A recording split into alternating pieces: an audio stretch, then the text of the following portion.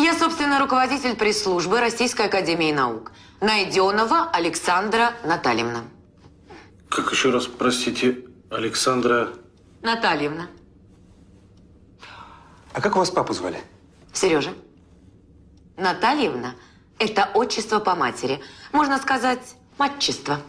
Матчество? А так бывает? После взятки в ЗАГСе еще и не так бывает.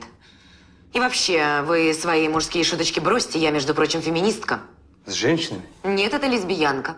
Баба-мужик? Нет, это трансвестит. Кто свистит? Никто не свистит. Я считаю женщин венцом творения. А мужчин гендерными узурпаторами. А, понятно. Ебанутая.